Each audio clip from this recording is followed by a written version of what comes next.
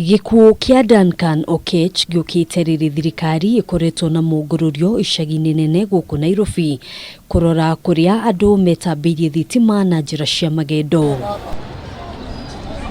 Okech arakuire thutha wa kuguthwo ni thitima akigeria gutambiria mundu na njira cia magendo, wira uria arari ariho ciringi 800. We are not sure kama ni stima ilikuwa imepotea, but vitu kama hizo zinafanyika kwa sababu ukiangalia hii pole, hii ni main pole ambayo ina supply stima hapa ndani.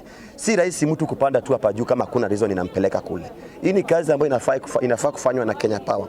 But why is it that wananchi hawawezi communicate na Kenya Power in case there is problem? Inamaanisha nini?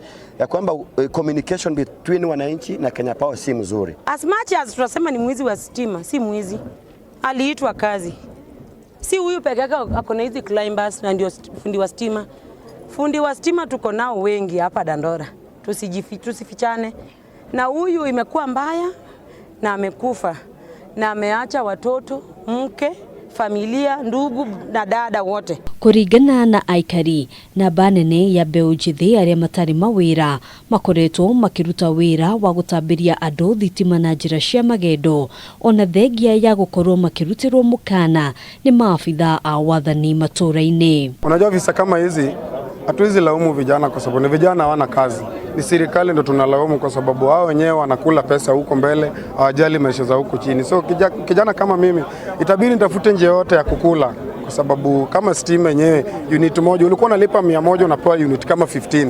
Sasa hiyo unalipa 100 unapewa unit 3. Hiyo ni kama kuumiza raia. Lakini shida inaleta hizi ni landlord anajenga nyumba na acha hapo, ati wewe unakuja unalipa rent, stima unalipa kando. Hiyo ndio kitu inafanyika hapa. Ya pili ni kukosa kazi. Unajua vijana kama huyu angekuwa na kazi kitu kama hii haingefanyika. Na kuona riri tirita ria mbere mutino ta uyu kuhanika, aikari ni moritio gwithema utambia wa thitima cia magendo kuona ni ugwati munene. Handu-ini ha Kameme TV, njitagwo Ngina wa Wandurwa.